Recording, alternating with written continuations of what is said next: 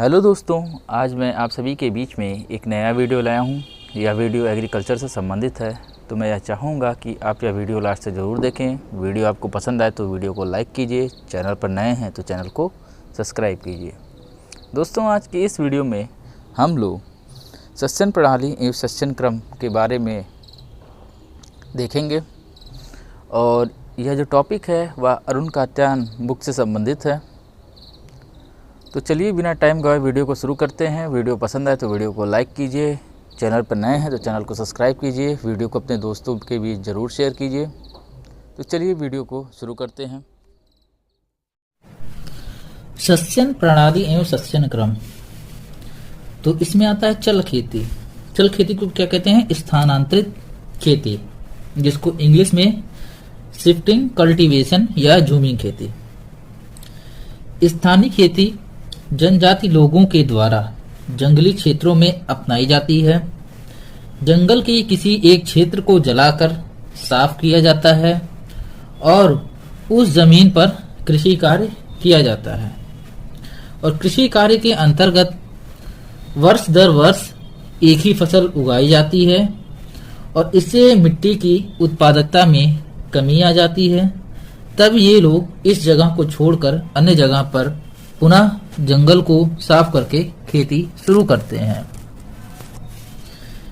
तो इसमें किसी एक क्षेत्र पर जाते हैं, वहां के जंगलों को काटते हैं और वहां पर खेती करते हैं और साल दर साल एक ही फसल उगाते हैं, जिससे भूमि की जो उर्वरा शक्ति है वो खत्म हो जाती है।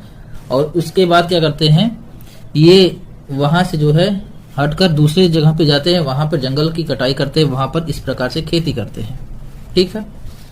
और ऐसी खेती में एक ही फसल, जो मुख्यतः चावल, प्रत्येक वर्ष उगाई जाती है और वर्ष दर वर्ष फसल जो होता है निश्चित होती है, लेकिन जमीन बदल जाती है। अर्थात निश्चित फसल और अनिश्चित भूमि पर उगाई जाती है और भूमि के बदलाव के कारण इसे स्थानांतरित खेती कहते हैं और इसे झूमिंग या झूम खेती भी कहते हैं। कुछ हद तक इसे लैंड झूमिंग या झूमिंग खेती भी कहते हैं और इसे लैंड रोटेशन भी कहते हैं। और स्थानांतरित खेती प्रारंभिक खेती का जो होता है परिचायक होता है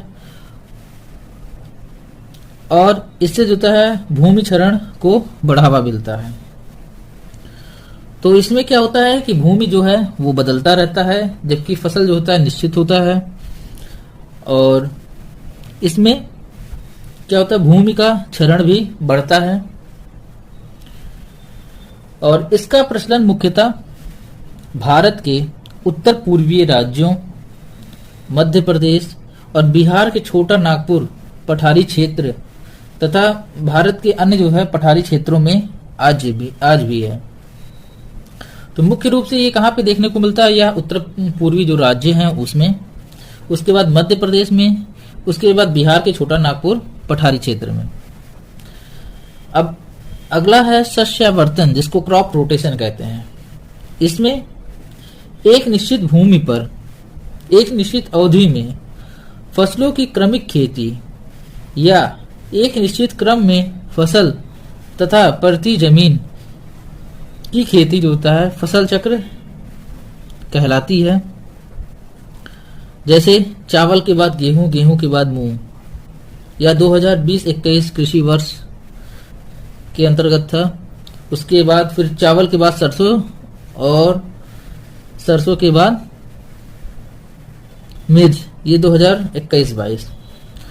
उपरोक्त उदाहरण जो दिए गए हैं 2021-22 कृषि वर्ष में गेहूं के बदले सरसों तथा मूंग के बदले मिर्च उगाया गया है। अर्थात wheat is rotated bye mustard और मूंग इज रोटेटेड बाय चिली।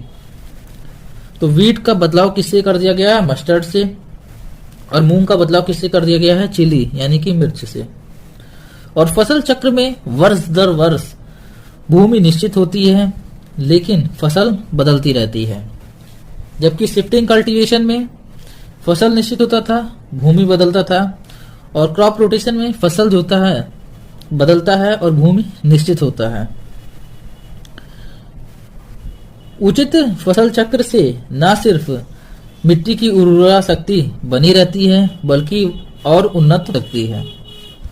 जहां झूम खेती से जो है भूमि का क्षरण बढ़ता है, वहीं फसल चक्र जो है इसे रोकता है। और फसल चक्र जो है भूमि क्षरण को रोककर भूमि आर्द्रता को सुरक्षित रखता है, अर्थात फसल चक्र जो है झूम खेती के विपरीत होता है। तो झूम खेती में क्या होता है, फसल में कोई बदलाव नहीं होता है, भूमि में बदलाव होता है। जबकि क्रॉप रोटेशन में क्या होता है कि इसमें फसल में बदलाव होता है, फसलों का क्रम जो होता है बदलता रहता है और भूमि में कोई बदलाव नहीं होता है। और शिफ्टिंग कल्टीवेशन में लगातार एक ही फसल उगाया जाता है जिससे भूमि की उर्वरा शक्ति कम होती है। और क्रॉप रोटेशन में फसलों को बदलकर उगाया जाता है जिससे उर्वरा शक्ति जो है इसकी बनी रहती है। और शिफ्टिंग कल्टीवेशन में जो है मृदा का क्षरण होता है, जबकि क्रॉप रोटेशन में मृदा का क्षरण रुकता है। और फसल चक्र का संतुलित कार्यक्रम साल भर जो है रोजगार प्रदान करता है और स्थिर रखता है आय को। और उचित फसल चक्र आधुनिक वैज्ञानिक खेती की कुंजी है। और उचित फसल का तात्पर्य होता है भूमि की उत्पादन क्षमता बरकरार रखते हुए अधिकतम जो है पैदावार मिलने से है। मतलब इसमें क्या है कि भूमि की जो उत्पादन क्षमता है वह जितनी थी पहले थी उतनी ही रहेगी, लेकिन उत्पादन जो है अधिकतम होगा।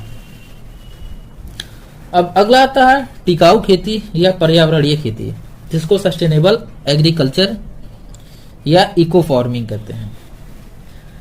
टिकाऊ खेती की अवधारणा तब आई जब व्यावसायिक कृषि कार्य में आधुनिक तकनीक एवं रसायनों के अधिकतम प्रयोग के बावजूद उत्पादन स्तर में वृद्धि रुक सी गई तथा फूड चेन में इन रसायनों का अवशेष मिलने लगा।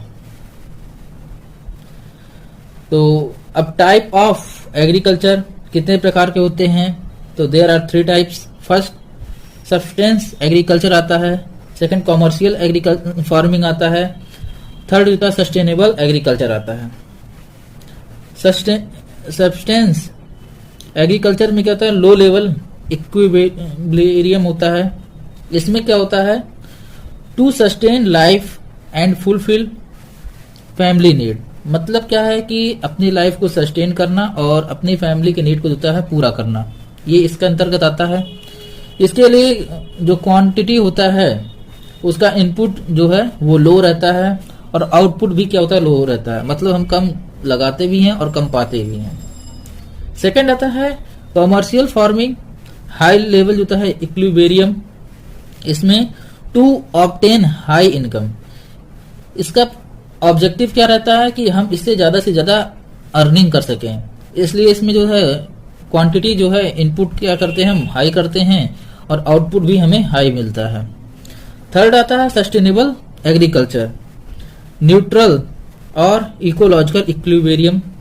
इसमें क्या होता है, इकोलॉजिकल जो बैलेंस होता है, जो हम इनपुट देते हैं वो कम रहता है और आउटपुट हमारा हाईएस्ट रहता है।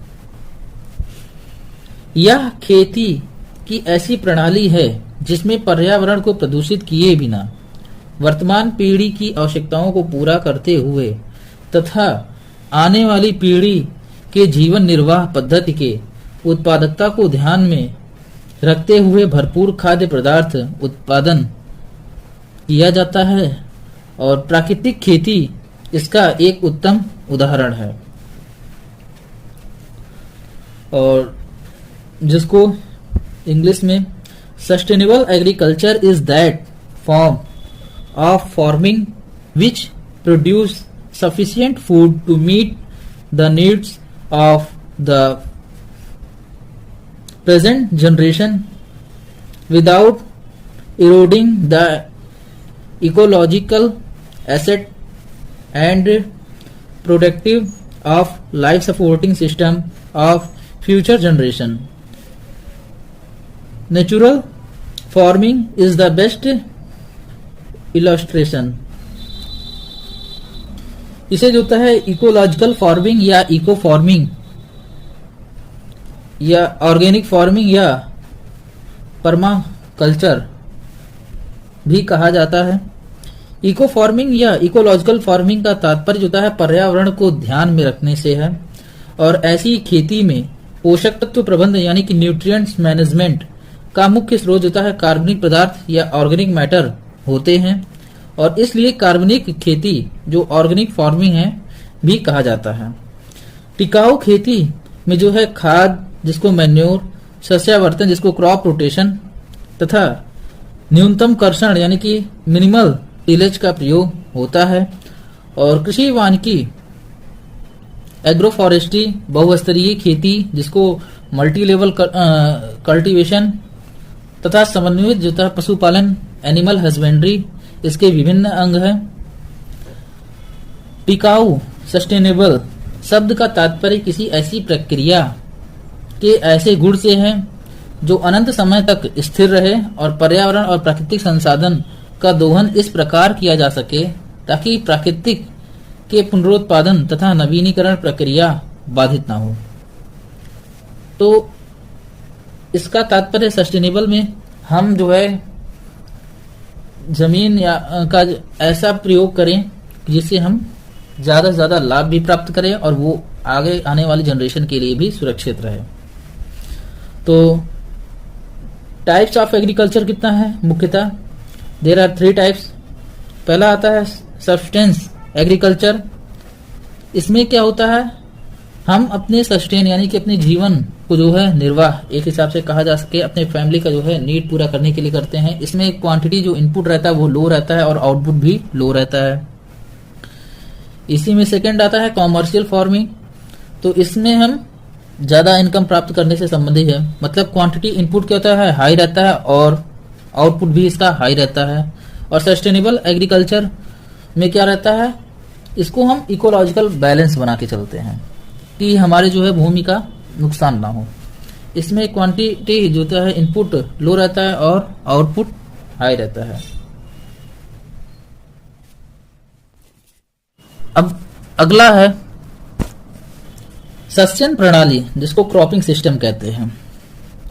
सिस्टम का मतलब तत्वों या अवयवों के ऐसे समूह से है जो आपस में अंतःक्रिया करते हैं और एक दूसरे से संबंधित होते हैं। तो सिस्टम का मतलब क्या होता है कि आपस में क्या करते हैं ये अंतःक्रिया करते हैं और एक दूसरे से संबंधित होते हैं। अब सस्यन प्रणाली का मतलब निम्न तरह से लगाया जाता है जिसमें एक किसी निश्चित वातावरण में उपलब्ध संसाधनों से आय प्राप्त करने हेतु अपनाया गया सस्यन क्रम तथा इसका प्रबंधन सस्यन प्रणाली कहलाता है यानी कि क्रॉपिंग सिस्टम कहलाता है। तो इसमें क्या होता है निश्चित वातावरण में जितने भी संसाधन उपलब्ध होते हैं उनसे आय प्राप्त करने हेतु जो है अपनाया जाता है और इसे क्रॉपिंग पैटर्न कहते हैं और इसका प्रबंधन ही क्रॉपिंग सिस्टम कहलाता है। तो क्रॉपिंग सिस्टम किससे मिलकर बना हुआ होता है क्रॉपिंग पैटर्न प्लस मैनेजमेंट से, और यह स्थान और वातावरण के बदलने से बदल जाता है, अर्थात यह स्थान विशिष्ट यानी कि लोकेशन स्पेसिफिक होता है और किसी फॉर्म पर प्रयुक्त सस्यन क्रम जो क्रॉपिंग पैटर्न है तथा वहां उपलब्ध तकनीक संसाधन और अन्य उद्यमों के परस्पर अंतःक्रिया को सस्यन प्रणाली कहते हैं। तो किसी फॉर्म पर प्रयुक्त सस्यन क्रम तथा वहां पे उपलब्ध तकनीकी संसाधन और अन्य उद्यम को पारस्परिक अंतःक्रिया को सस्यन प्रणाली कहते हैं। अब फसलोत्पादन के लिए के सभी जो है अवयवों तथा इनका आपसी संबंध और वातावरण के साथ समाविष्ट होना सस्यन प्रणाली कहलाता है। तो फसलोत्पादन के सभी अवयव तथा आपसी संबंध और वातावरण के साथ समाविष्ट होना सस्यन प्रणाली कहलाता है। और किसी भूखंड पर निश्चित समय हेतु फसलों की व्यवस्था क्रम तथा मृदा प्रबंधन क्रियाएं एवं अन्य प्रबंधन का आपसी संबंध सस्यन प्रणाली कहलाता है। तो कोई भूखंड दिया गया है, उसका निश्चित समय फसलों की जो व्यवस्था का क्रम है तथा मृदा प्रबंधन की जो क्रियाएं हैं, अन्य प्रबंधन का आपसी जो संबंध है, वही सस्यन प्रणाली कहलाता है। और सस्यन प्रणाली का मुख्य उद्देश्य सभी संसाधनों यथा उसमें क्या आता है, भूमि आय, जल आय, सौर विकिरण आय का समुचित उपयोग करना है और उत्पादन स्तर को स्थिर रखते हुए हम कैसे अधिकतम जो है अभीष्ट उत्पादन ले सकें, इसी का अध्ययन यहाँ किया जाता है। तो सस्यन प्रणाली में का मुख्य उद्देश्य क्या है, जितने भी संसाधन हैं उसमें भूमि है, जल है, सौर विकिरण है, उसका समुचित उपयोग हम कैसे कर सकें, इसके बारे में अध्ययन किया जाता है। इसका जो है मुख्य उद्देश्य यही है कि हम इनका कैसे उपयोग कर सकें। और परंपरागत कृषि, जिसको ट्रेडिशनल एग्रीकल्चर कहते हैं, उत्पादन स्तर को दो तरह से जो है बढ़ाया जा सकता है। पहला, कृषि क्षेत्र में वृद्धि करके, दूसरा फसल के इकाई क्षेत्र में उत्पादन या उत्पादकता बढ़ाकर।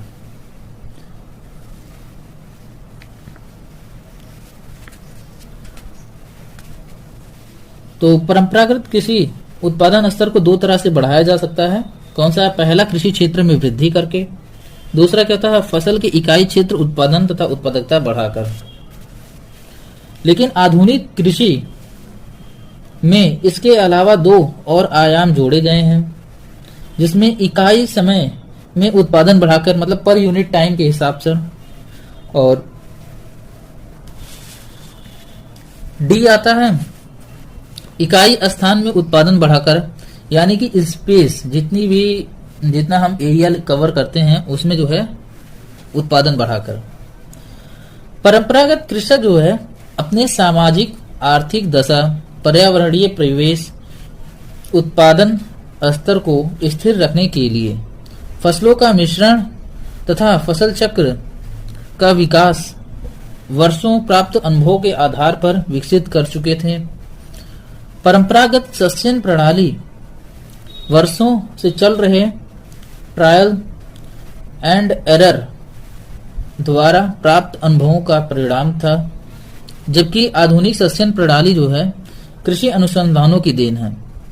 मतलब जो परंपरागत चल रहा था वो पुराना जो है ट्रायल था, उसी के आधार पर वह आगे कैरी फॉरवर्ड होता रहता था, जबकि जो आधुनिक है ये कृषि अनुसंधानों की देन है। इसका पहले परीक्षण होता है, उसके बाद प्रयोग किया जाता है। आधुनिक वैज्ञानिक सस्यन प्रणाली, जिसको क्रॉपिंग सिस्टम, के 3 आधार बताए जाते हैं। इसमें पहला आता है जीनोटाइप, अर्थात बीज की आनुवांशिक संरचना। दूसरा आता है बुआई की ज्योमेट्री ऑफ प्लांटिंग, अर्थात भूमि सतह पर वितरण की आकृतीय ढंग, यानी कि शेप ऑफ प्लांटिंग पैटर्न।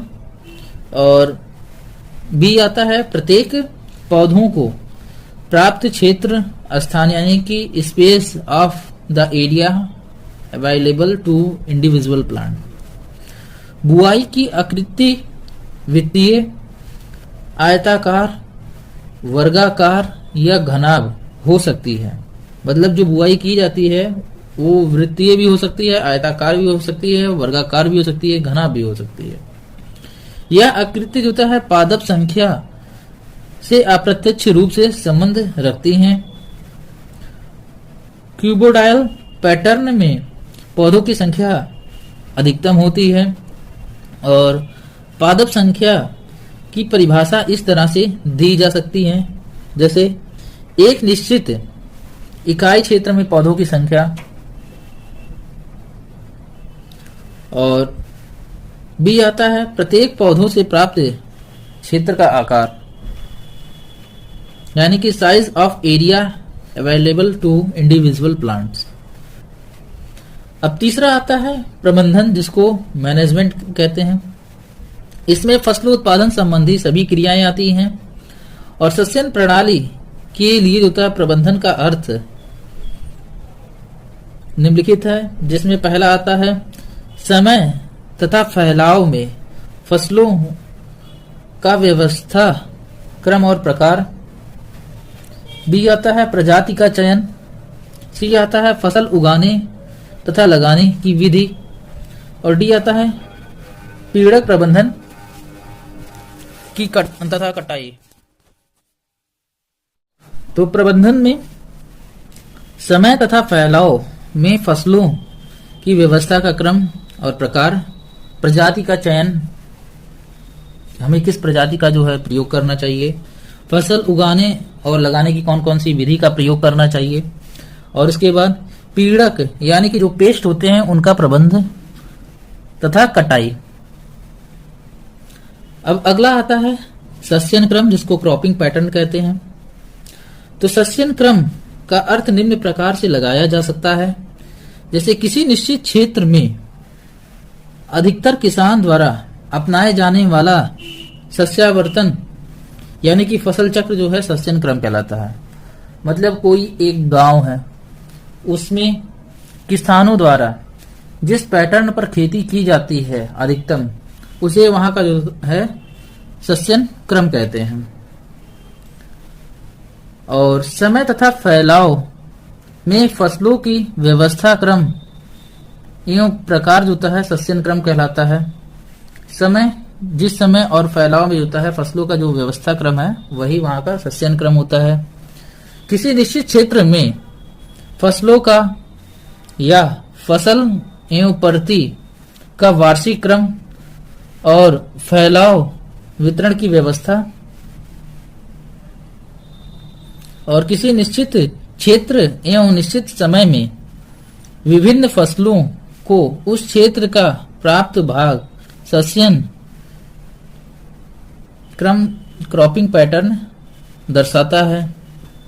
तो कुल मिला के एक चीज कहा जा सकता है कि कोई एक निश्चित क्षेत्र है, वहां पे अधिकतर लोगों द्वारा जिस क्रम में जो है खेती की जाती है सस्यन क्रम कहलाता है, वो वहां का सस्यन क्रम हो गया। अब अगला है फार्मिंग सिस्टम, जिसको कृषि प्रणाली। विभिन्न देशों में या फार्म पर वहां की सामाजिक, आर्थिक एवं मनोवैज्ञानिक स्थिति तथा भूधारण प्रणाली के आधार पर कृषि का संगठन करने की प्रणाली को कृषि प्रणाली कहते हैं। और कृषि प्रणाली फार्म उद्यमों तथा यथा जिसमें सस्यन प्रणाली आता है, डेयरी उद्योग आता है, मछली पालन आता है, मधुमक्खी उद्योग आता है, वानिकीकरण आता है इत्यादि का समुचित समग्रता प्रदर्शित करती है। सस्यन प्रणाली, जिसको क्रॉपिंग सिस्टम कहते हैं, कृषि प्रणाली का एक अभिन्न अंग है। तो कृषि प्रणाली क्या होता है, विभिन्न देश में जो है या फार्म पर वहां की सामाजिक, आर्थिक एवं मनोवैज्ञानिक स्थिति और भूधारण प्रणाली के आधार पर कृषि का संगठन करने की प्रणाली को कृषि प्रणाली कहते हैं। अब अगला आता है मिश्रित खेती, जिसको मिक्स्ड फार्मिंग। तो कृषि प्रणाली का वह प्रकार जिसमें फसलों उत्पादन के साथ साथ डेयरी, मछली पालन, मधुमक्खी पालन भी किया जाता है और किसानों की आवश्यकताओं का संतुष्टिकरण मुख्य उद्देश्य होता है, मिश्रित खेती कहलाता है। और मिश्रित खेती, जिसको मिक्स्ड फार्मिंग का मुख्य उद्देश्य जीविकोपार्जन होता है, जबकि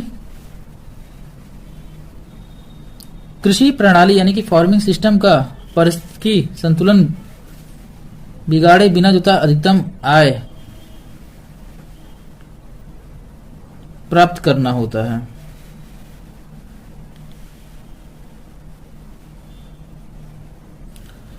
मिश्रित खेती में क्या होता है कि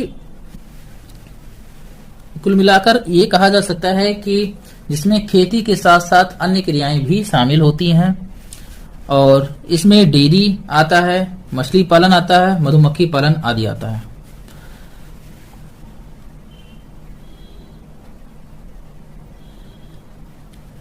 अब शस्य योजना, जिसको क्रॉपिंग स्कीम, किसी फार्म पर निश्चित अवधि के लिए विभिन्न खेतों में फसल चक्रों को इस प्रकार लागू करना जिससे भूमि की उर्वरा शक्ति का ह्रास यानी कि उर्वरा शक्ति की कमी भी ना हो और उत्पादन भी अधिक मिले, शस्य योजना कहलाती है।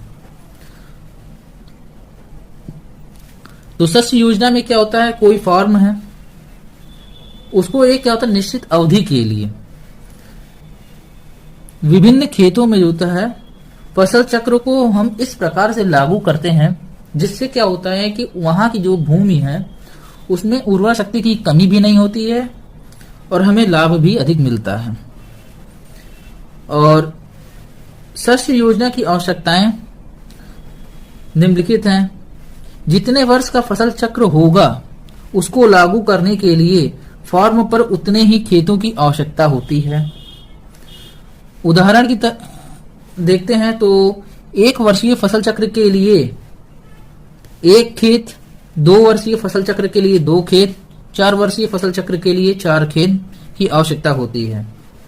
क्योंकि फसल चक्र की हर फसल हर वर्ष लेनी चाहिए। तो शस्य योजना में क्या होता है कि जितने वर्ष का फसल चक्र होगा उसको लागू करने के लिए फार्म पर उतने ही खेतों की आवश्यकता होती है। 1 वर्ष का है तो 1, 2 वर्ष का है तो 2, 3 वर्ष का है 3, 4 वर्ष का है तो 4। और एक फसल चक्र के अंतर्गत आने वाले सभी खेतों का क्षेत्रफल समान होना चाहिए। ऐसा ना हो कि कोई बड़ा हो कोई छोटा हो, क्योंकि फसल चक्र की प्रत्येक फसल हर वर्ष समान क्षेत्रफल रखना होता है। कि अगर 2 हेक्टेयर किसी के लिए एलोकेट किया गया है तो अगले वर्ष भी 2 हेक्टेयर ही एलोकेट किया जाएगा। इस प्रकार होना चाहिए, समान होना चाहिए। और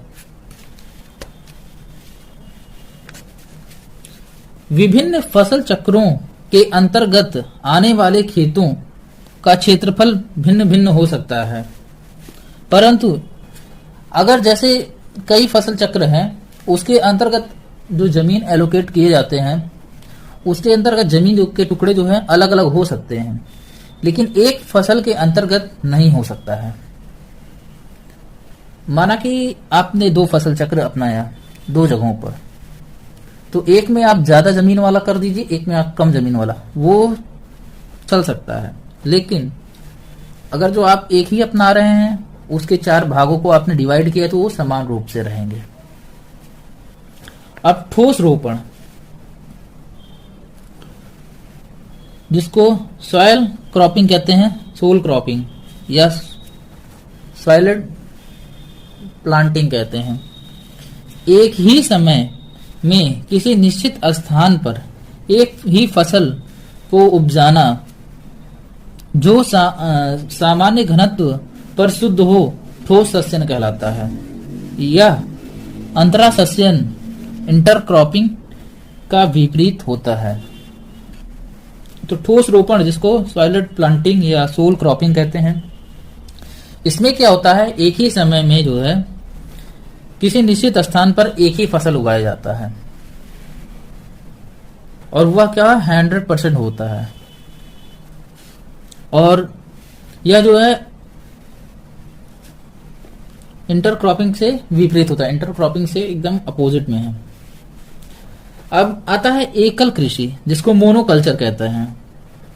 किसी निश्चित भूमि पर एक ही फसल की बारंबारता खेती जो है एकल कृषि यानी कि मोनोकल्चर कहलाती है। जैसे आपके पास कोई एक निश्चित क्षेत्र है, वहां पर आपने पहले राइस उगाया, फिर राइस की कटिंग किया आपने, फिर उसके बाद भी राइस, उसको कटिंग करने के बाद वापस से राइस आप उगाते हैं। तो 1 वर्ष हेतु ऐसी खेती जो है सस्यन सघनता हमेशा 100% रहती है, मतलब क्रॉपिंग इंटेंसिटी इसमें हमेशा 100% रहेगा। तो किसी निश्चित भूमि पर एक ही फसल का जो है बार बार खेती करना मोनोकल्चर कहलाता है, या जिसे एकल कृषि भी कहते हैं। और इसकी क्रॉपिंग इंटेंसिटी कितनी होती है? 100% होती है। अब अगला है मोनोक्रॉपिंग। एक वर्ष में एक निश्चित भूमि पर एक ही फसल उपजाना एकल सस्यन या मोनोक्रॉपिंग कहलाता है। तो मोनोक्रॉपिंग में क्या होता है कि ये एक वर्ष के लिए होता है, उसमें जितनी बार आप उगाते हैं वो आप सेम ही जो है फसल उगाते हैं, तो उसे मोनोक्रॉपिंग कहते हैं। उदाहरण के तौर पे एक वर्ष में एक ही फसल जैसे धान को उगाया जाता है, इस प्रकार की खेती को होता है एकल सस्यन कहते हैं, मोनोक्रॉपिंग। और इसकी सघनता क्या होती है? हमेशा 100% होता है। तो एकल सस्यन में क्या होता है? एक वर्ष में किसी निश्चित भूमि पर एक ही फसल को उगाना, और अगर एक वर्ष में केवल एक ही फसल जैसे धान को उगाया जाता है तो वहां का मोनोक्रॉपिंग कहलाता है। अब सस्यन सघनता, जिसको क्रॉप इंटेंसिटी या क्रॉप इंडेक्स, तो क्रॉप इंटेंसिटी या क्रॉप इंडेक्स, तो एक वर्ष में उगाई गई फसलों की संख्या इंटू 100। भारत में जो सस्यन सघनता है इसमें जैसे 136 दिया हुआ है, 136%, लेकिन ये इस समय बढ़कर 141 या 142 के करीब में आ गया है, नियर अबाउट। तो सस्यन सघनता क्या है? एक वर्ष में उगाई गई फसलों की संख्या इंटू 100। और सस्यन प्रणाली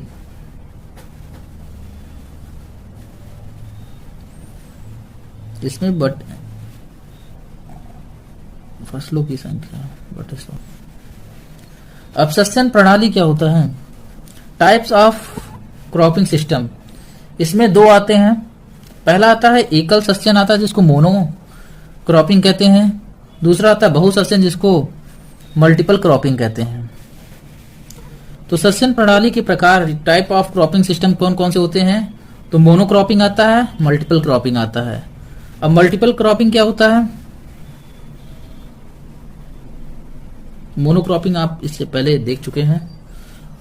और मल्टीपल क्रॉपिंग बहुफसली खेती में एक या दो फसलों के बजाय भूमि का सघन रूप में व्यवहार करके साल भर 3 या 4 फसलें उगाई जाती हैं। और इसमें जो होता है सस्यन की गहनता समय एवं स्थान दोनों के आयामों में होता है। और समय की गहनता का तात्पर्य एक ही वर्ष में जो होता है कई फसलों के उत्पादन से है। स्थानीय गहनता, जिसको स्पेस इंटेंसिफिकेशन का अर्थ किसी निश्चित समय में एक ही खेत में कई फसलों को उपज लेना है। और हमारे देश में बहुफसली खेती करने में मुख्य समस्या सिंचाई की निम्न स्तर तथा दीर्घकालिक प्रजातियों का बहुतायत होना। आजकल बहुसस्यन मल्टीपल क्रॉपिंग की परिभाषा में एक नया आयाम जोड़ा गया है, जिसमें मृदा उर्वरकता को बनाए रखना।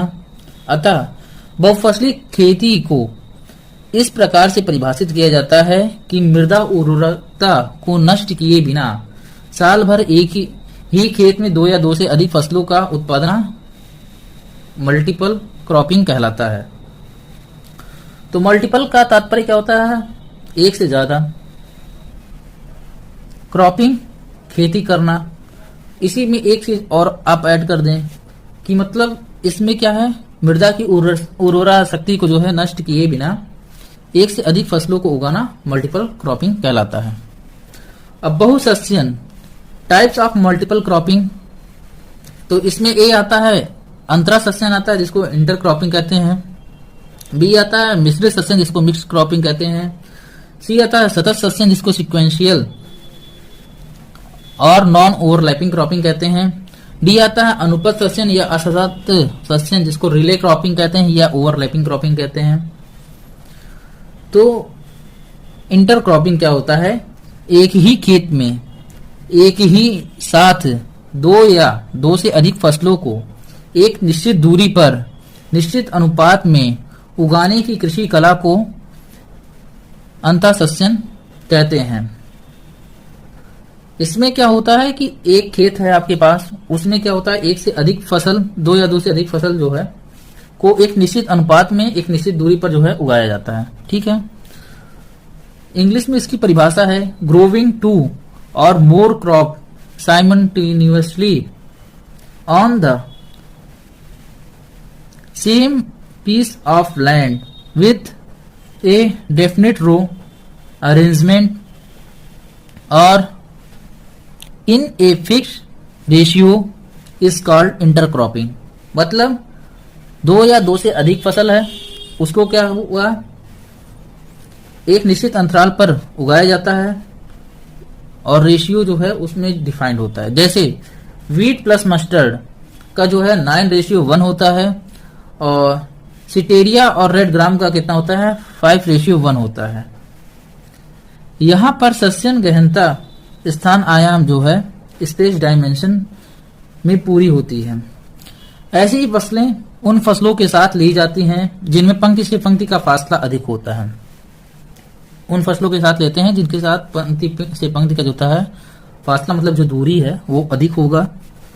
इसमें एले क्रॉपिंग आता है, कंटूर क्रॉपिंग आता है, स्ट्रिप क्रॉपिंग आता है, स्किप क्रॉपिंग आता है, सिनर्जेटिक क्रॉपिंग आता है, parallel cropping, paired row cropping, companion cropping, multi stride cropping. अंतःसस्यन के विभिन्न प्रकार हैं और इनको जो होता है 4 भागों में जो होता है बांटते हैं। तो कौन कौन आते हैं इसके अंतर्गत अंतःसस्यन में? Alley cropping, contour cropping, strip cropping, skip cropping, synergetic cropping, parallel cropping, paired row cropping, companion cropping, multi stride cropping. अंतःसस्यन के विभिन्न प्रकार हैं, लेकिन इसे प्रमुख जो है 4 भागों में बांटते हैं। ठीक है, अब पहला आता है समांतर सस्यन, जिसको पैरेलल क्रॉपिंग कहते हैं। इसमें असमान वृद्धि प्रवृत्ति वाली तथा आपस में शून्य प्रतियोगिता रखने वाली फसलों को अंतःसस्यन के रूप में उगाने की कला को समानांतर सस्यन कहते हैं, पैरेलल क्रॉपिंग कहते हैं। मतलब इसमें जो फसल का प्रयोग किया जाता है उनमें आपस में जो है किसी भी न्यूट्रिएंट को लेकर खींचातानी नहीं होता है, एक हिसाब से कहा जा सके, कोई किसी भी प्रकार की प्रतिस्पर्धा नहीं होता है।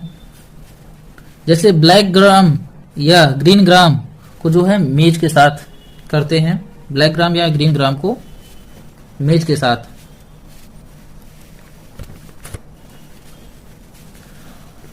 और the peak nutrient demand period for मेज इज 15 डे आफ्टर सोइंग।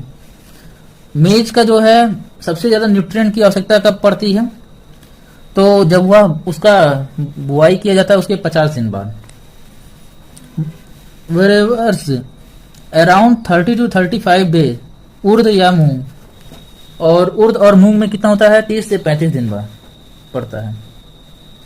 अब सेकंड आता है सहचारी सस्यन, जिसको कंपेनियन क्रॉपिंग कहते हैं। ऐसा अंतःसस्यन जिसमें 2 फसलों का उत्पादन उसके शुद्ध फसलों के उत्पादन के बराबर हो। 2 फसलों का उत्पादन उसके शुद्ध फसल के उत्पादन के बराबर हो, जैसे मस्टर्ड, पोटैटो या फिर ओनियन का जो है शुगर केन का। गन्ना के साथ आलू उपजाने पर ना तो गन्ना का उत्पादन उसके एकल सस्यन से प्राप्त शुद्ध उत्पादन से कम होता है, ना तो आलू का। मतलब इन दोनों को अगर जो उगाते हैं तो आलू भी अपना अच्छा खासा प्रोडक्शन देता है और शुगर केन भी। तो ऐसा अंतरा सस्यन जिसमें दोनों फसलों का उत्पादन उसके शुद्ध फसलों के जो है उत्पादन के बराबर हो, मतलब जितना वो पहले होता था उतना ही हो। अब थर्ड आता है बहुस्तरीय सस्यन, जिसको मल्टी-टायर्ड क्रॉपिंग भी कहते हैं। इसमें क्या होता है, भूमि के किसी निश्चित क्षेत्र में किसी निश्चित समय में विभिन्न ऊंचाई की कई फसलों को साथ साथ उगाना बहुमंजिलीय, बहुस्तरीय, बहुखंडीय खेती कहते हैं, जिसमें शुगर केन के साथ क्या होता है, मस्टर्ड प्लस जो है ओनियन या फिर उगाइए आप या तो पोटैटो। तो बहुस्तरीय सस्यन में क्या होता है, भूमि के एक निश्चित क्षेत्र में किसी निश्चित समय में विभिन्न ऊंचाई पर जो है फसलों को उगाया जाता है। और इसमें क्या आता है, शुगर केन आएगा प्लस मस्टर्ड प्लस ओनियन या फिर पोटैटो आएगा। अब सिनर्जेटिक सस्यन यानी कि क्रॉपिंग जो होता है, जब दो अंतरा सस्यन फसलों का प्रति हेक्टेयर उत्पादन उसके शुद्ध फसलों का प्रति हेक्टेयर उत्पादन से ज्यादा हो तो सिनर्जेटिक क्रॉपिंग कहते हैं। जैसे मतलब दो अंतरा सस्यन जो है फसलों का प्रति हेक्टेयर उत्पादन उसके जो है शुद्ध फसल जो मेन फसल है उससे ज्यादा हो तो उसे सिनर्जेटिक क्रॉपिंग कहते हैं, जैसे शुगर केन प्लस पोटैटो। ठीक है। अंतरा सस्यन प्रणाली में प्रत्येक अंतरा सस्यन यानी कि इंटरक्रॉप की संख्या के प्रतिशत को आधार मानकर जो है इसको दो भागों में विभाजित किया जाता है, जिसमें पहला आता है योगात्मक अंतरा सस्यन आता है, जिसको एडिटिव सीरीज इंटरक्रॉपिंग कहते हैं। और सेकंड आता है पुनर्स्थापित होता है प्रकार का सस्यन, जिसको रिप्लेसमेंट सीरीज इंटरक्रॉपिंग कहते हैं। तो योगात्मक अंतरा सस्यन जो होता है, ऐसे अंतरा सस्यन में एक फसल जो होता है मुख्य होती है और दूसरा गौण होता है। और मुख्य फसल का तात्पर्य ऐसी फसल की संख्या शुद्ध होती है तथा दूसरा जो है अंतरा सस्यन मुख्य फसल के बुआई या ज्यामिति के बदलाव, ज्यामिति में जो है उसके बदलाव लाकर उनकी पंक्तियों के बीच रिक्त स्थान का उपयोग कर लगाया जाता है। और सस्यन प्रबंध जो होता है मुख्य फसल के अनुसार ही होता है। हमारे देश में यही प्रणाली ज्यादा प्रचलित है। इसका मुख्य उद्देश्य अतिरिक्त आय प्राप्त करने के साथ साथ जोखिम कम करना है, जैसे गन्ने की दो पंक्तियों के बीच रिक्त स्थान पर आलू की बुआई करना। इसमें जोखिम कम लगता है। अब बी आता है पुनः स्थापित प्रकार का सस्यन। ऐसी प्रणाली में दो अंतरा फसलें यानी कि इंटरक्रॉप्स घटक फसलों यानी कि कंपोनेंट्स क्रॉप्स के रूप में उगाए जाते हैं। और यहाँ ना तो कोई मुख्य फसल होती है ना तो कोई गौण फसल होती है। ठीक है। अर्थात दोनों फसलें जो है प्रति हेक्टेयर संख्या शुद्ध फसल संख्या से कम होती हैं। और इसमें वीट प्लस मस्टर्ड आता है 9:1। इंटरक्रॉपिंग में गेहूं की पंक्तियों के बीच जो है की दूरी को जो था थोड़ा कम करके 10वीं पंक्ति की जगह पर जो था सरसों को बोया जाता है। और ऐसी खेती जो था पश्चिमी देशों में प्रचलित है। तो पुनः स्थापित में क्या होता है, इसमें ना कोई मुख्य फसल होगा ना तो कोई गौण फसल होगा। इसमें जो है प्रति हेक्टेयर संख्या जो होता है शुद्ध फसल की संख्या से कम होता है। और इसमें जो होता है जैसे उदाहरण के तौर पर देखा जाए तो वीट प्लस मस्टर्ड का 9:1। इसमें जो है गेहूं की पंक्तियों के बीच थोड़ा सा दूरी जो है कम करके जो होता है 10वीं पंक्ति के तौर पे सरसों उगाया जाता है। और ऐसी खेती जो होता है पश्चिमी देशों में प्रचलित है। और सफल अंतरा सस्यन की जरूरतें क्या है, तो पहला है दोनों कंपोनेंट फसलों के पोषक तत्वों की अधिकतम मांग एक ही समय पर नहीं होनी चाहिए। जैसे मेज प्लस ग्राम, यहाँ मक्का की अधिकतम पोषक तत्वों की मांग बुआई से जो है 50 से 60 दिन बाद होती है। और जबकि मूंग या उर्द की जो है बुआई की मांग 30 से 35 दिन बाद आता है। और जब मक्का को अधिकतम पोषक तत्व की जरूरत होती है तो उस समय मूंग या उर्द का पुष्पीकरण या कटाई जो है का समय निकट होता है। और सेकंड, सौर ऊर्जा की प्रयुक्तता न्यूनतम होना चाहिए। ऐसा नहीं होना चाहिए कि एक जो है दूसरे के ऊपर कवर कर गया सौर्य के चक्कर में और दूसरा उसमें खत्म हो गया। दोनों फसलें जो है एक दूसरे के सहयोगी सिद्ध होनी चाहिए। जैसे प्रयास ये करना चाहिए एक से नाइट्रोजन मिल जाए दूसरे पौधे को और दूसरे से जो है कुछ और मिल जाए, इस प्रकार होना चाहिए। और उसके बाद पकने के समय का अंतराल जो है कम से कम 30 दिन का जो था उपयुक्त होता है। मतलब दोनों के बीच जो डिफरेंट है वो 30 दिन का रखो, वो उपयुक्त रहेगा। और उसके बाद कार्बन डाइऑक्साइड तथा पानी के लिए प्रतियोगिता कम होनी चाहिए। अब आता है मिश्रित सस्यन, जिसको मिक्स्ड क्रॉपिंग कहते हैं। मिक्स्ड क्रॉपिंग में क्या होता है, जब एक किसी खेत में 2 या 2 से अधिक फसलें बिना किसी पंक्ति विन्यास अनुपात के साथ उगाई जाती हैं तो उसे जो है मिश्रित सस्यन कहते हैं। मतलब कोई खेत है उसमें 2 या 2 से अधिक फसलें हैं, वो बिना किसी पंक्ति के जो है एक साथ उगाई जाती हैं, उन्हें मिश्रित सस्यन कहते हैं। ऐसे सस्यन में बीजों की बुआई जो है छिड़काव यानी कि ब्रॉडकास्टिंग विधि से होती है। और भारत के ड्राई लैंड क्षेत्र का यह मुख्य सस्यन है और यह जीविकोपार्जन खेती का अभिन्न अंग है। और इसका मुख्य उद्देश्य फसल नष्ट होने से संबंधित जोखिम जो है कम करना होता है। जबकि अंतरा सस्यन में मुख्य उद्देश्य क्या था, 2 फसलों के रिक्त स्थान में जो है अधिक फसलोत्पादन के उपयोग में लाना होता है। और मिश्रित में क्या होता है, मिश्रित सस्यन का वैज्ञानिक अध्ययन सर्वप्रथम ला फ्लिट्जे ने 1928 द्वारा, मतलब उन्होंने 1928 में उन्हीं के द्वारा किया गया था। और मिश्रित सस्यन की नई अवधारणा इंटरक्रॉपिंग है। मतलब पुराने में क्या होता था कि इसमें ब्रॉडकास्टिंग के द्वारा जो है बीजों का छिड़काव होता था और मिलाकर जो है छिड़क देते थे, जिसका उद्देश्य क्या होता था कि कम से कम नुकसान हो। और उसी का आधुनिक रूप मान सकते हैं इंटरक्रॉपिंग को, जो पंक्तियों के बीच खाली स्थान में जो है उगाया जाता है। अब आता है सतत सस्यन, जिसको सीक्वेंस या सीक्वेंशियल क्रॉपिंग कहते हैं।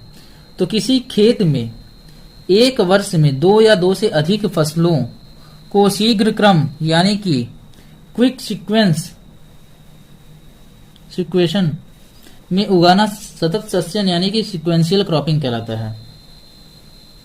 तो इसमें क्या है, कोई खेत है, एक वर्ष में 2 या 2 से अधिक फसलों को शीघ्र क्रम में, मतलब जैसे ही एक कटा तुरंत दूसरा लगा, दूसरा कटा तुरंत तीसरा लगा, ऐसे जब उगाते हैं तो उसे सतत सस्यन कहलाता है। उसके बीच में टाइम फ्रेम खाली नहीं छोड़ना है।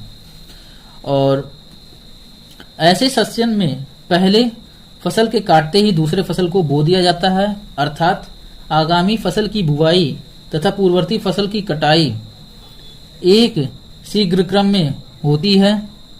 और मक्का की कटाई या तुड़ाई के तुरंत बाद आलू को लगाना और आलू को खोद कर तुरंत क्या होता है मिर्च को लगाना, ये सतत सीक्वेंस के अंतर्गत आता है। पहले में मक्का की आप जैसे कटाई कर लिए, तुड़ाई उड़ाई कर लिए, तुरंत जो है आप आलू लगा दिए, आलू के तुरंत खुदाई करने में तुरंत मिर्च लगा दिए, तो ये सतत सस्यन के अंतर्गत आता है। और इसे जो था नॉन ओवरलैपिंग भी कहते हैं, क्योंकि ये एक दूसरे को ओवरलैप नहीं कर रहे हैं। इस केस में एक कटने के बाद दूसरा हो रहा है। और नॉन ओवरलैपिंग भी कहते हैं क्योंकि 2 या 2 से अधिक फसलों का उत्पादन कहीं ओवरलैप नहीं हो रहा है। और पेड़ी उगाना, रैटूनिंग या जिसको रैटून क्रॉपिंग कहते हैं, को अगर सतत सस्यन यानी कि सीक्वेंस क्रॉपिंग के अंतर्गत रखा जाए तो इसमें कोई अतिशयोक्ति नहीं होगी, मतलब कोई गलत नहीं होगा। अब आता है अनुपद सस्यन, जिसको रिले क्रॉपिंग कहते हैं। रिले क्रॉपिंग में क्या होता है कि रिले दौड़, पहली बात तो रिले क्रॉपिंग आया कहां से है, तो ये रिले दौड़ होता था उसी से आया है। रिले दौड़ में 4 धावक जो है अपने हाथ में झंडे लेकर दौड़ते हैं। पहला धावक जो है अपने दौड़ के अंतिम चरणों से पहले दूसरे धावक को तथा दूसरा जो है तीसरे और तीसरे से जो है चौथे को जो है ऐसे बढ़ाता है। एक गेम होता है, उसमें एक मूवी थी, उसमें था ये चीज, रिले धावक। और धावक क्या होता है का स्थान जो था फसल ले लेती है देखो अनुपद सस्यन झंडे के स्थान खेत, धावक का स्थान फसल लेते हैं, ठीक है। Growing of 2 or more crop simultaneously during the part of the life cycle of each is called relay cropping. Sushant Singh Rajput की एक मूवी है, उसमें था।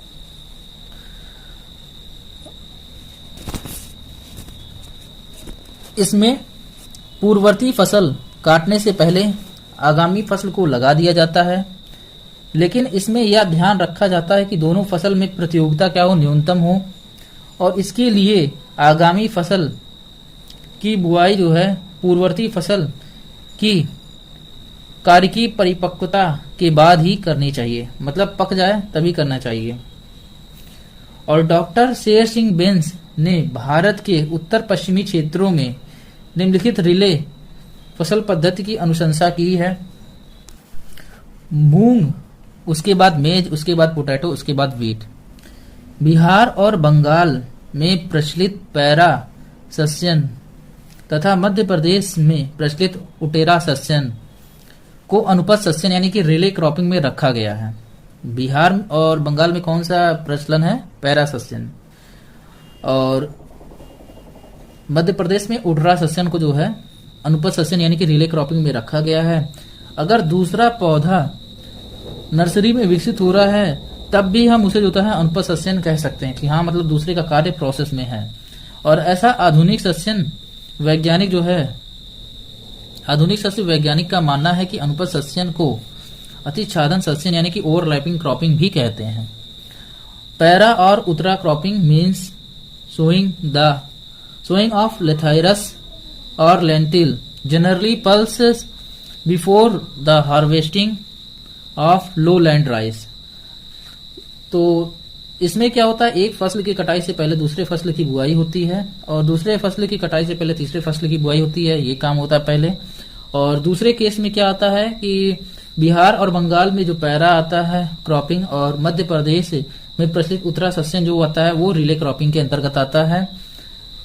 और अगर जो एक फसल की कटाई से पहले दूसरे फसल की नर्सरी भी तैयार हो रही है तो भी वो इसके अंतर्गत आएगा। बहुस्तरीय सस्यन जो होता है, जब किसी खेत में विभिन्न ऊंचाई, जड़ क्षेत्र तथा पौधा काल की फसलें साथ साथ पैदा की जाती हैं तो इसे बहुस्तरीय खेती कहते हैं। इंग्लिश में the practice of growing different crops of varying height, root pattern and duration is called multitiered cropping.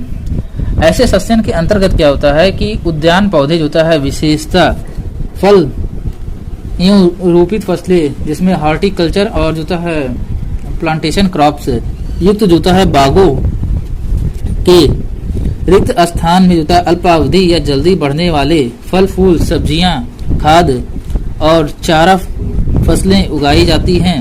और इस प्रकार के सस्यन से जो होता है मृदा नमी और सौर ऊर्जा की क्षमता पूर्वक जो है उपयोग किया जाता है। और विभिन्न फलक विन्यास जिसको कैनोपी होता है ओरिएंटेशन कहते हैं, तथा विभिन्न जड़ क्षेत्र जो है फैलाव और ऐसे सस्यन के लिए आवश्यक होते हैं। और इसका मुख्य उद्देश्य उदग्र फैलाव यानी कि वर्टिकल स्पेस का अधिकतम उपयोग करना है। और इसलिए यह सस्यन जो होता है स्थानीय जो है एनिडेशन का सिद्धांत पर आधारित है। और यह प्रणाली अंतर सस्यन का एक प्रकार है और मैदानी तथा पठारी क्षेत्रों में यह ज्यादा लाभप्रद है।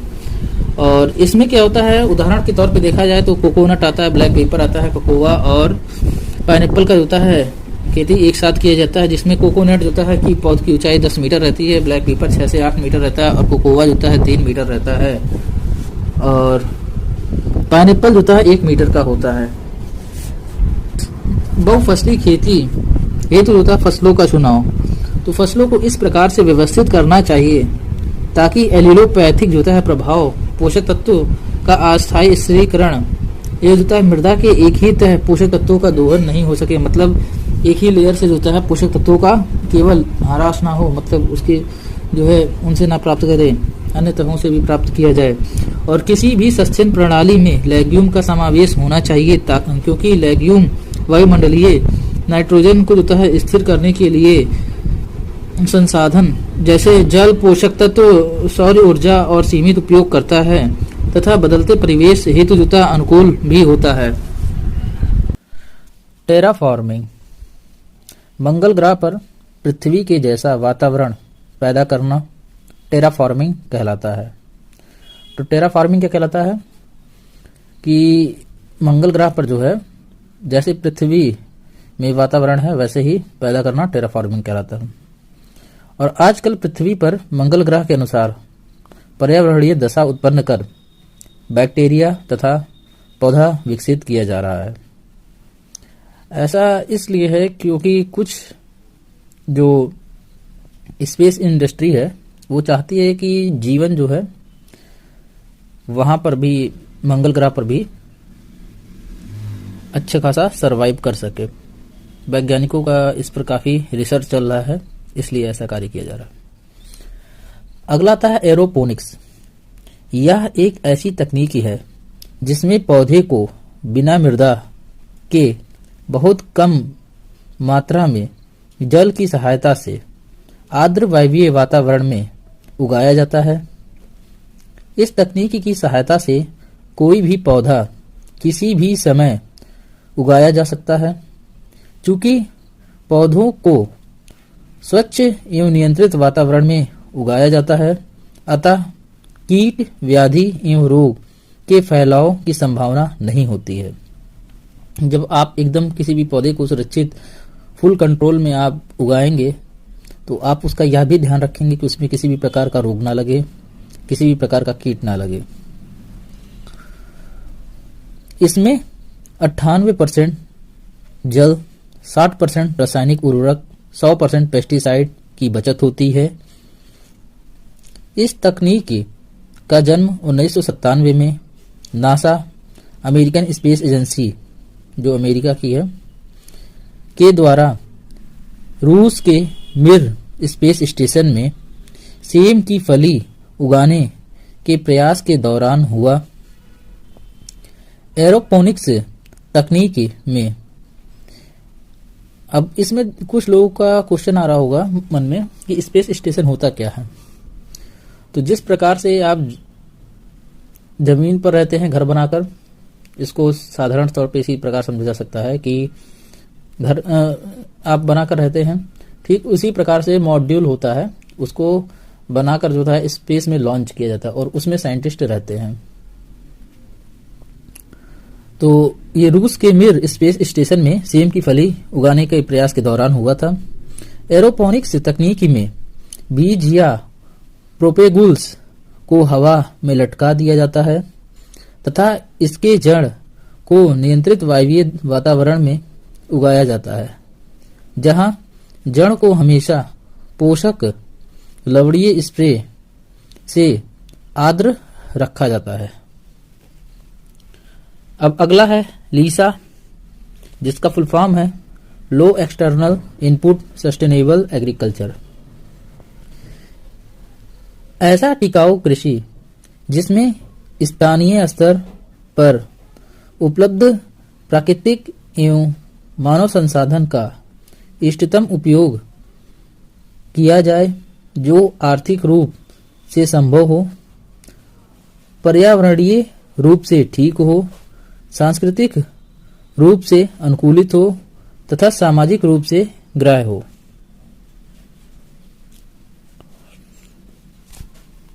अब अगला आता है प्रिसीजन या साइट स्पेसिफिक फार्मिंग। तो इसमें दो मापों के बीच नजदीकता को प्रिसीजन कहते हैं, परंतु यहां पर प्रिसीजन का अर्थ एक्यूरेसी की ओर इंगित करता है, मतलब एक्यूरेसी से होता है।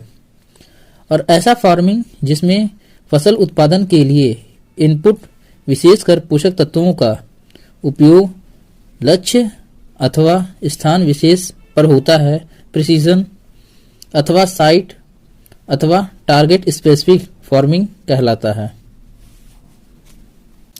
अब SRI system of rice intensification, इस विधि को 1983 में फ्रांस के फादर हेनरी डी लियोनी द्वारा अफ्रीका यूनियन के मेडागास्कर में विकसित किया गया। इसमें कम पानी, संघनित श्रम व विधि का उपयोग करते हुए सीडलिंग को कुछ दूरी बनाते हुए रोपा जाता है, जिसमें हाथ से या एक विशेष उपकरण से खरपतवार को निकाला जाता है। तो दोस्तों, ये था आज का वीडियो। अगर वीडियो आपको पसंद आए तो कृपया वीडियो को लाइक कीजिए। अगर चैनल पर नए हैं तो चैनल को सब्सक्राइब कीजिए। मिलते हैं हम आपसे अगले वीडियो में। तब तक के लिए टाटा बाय बाय।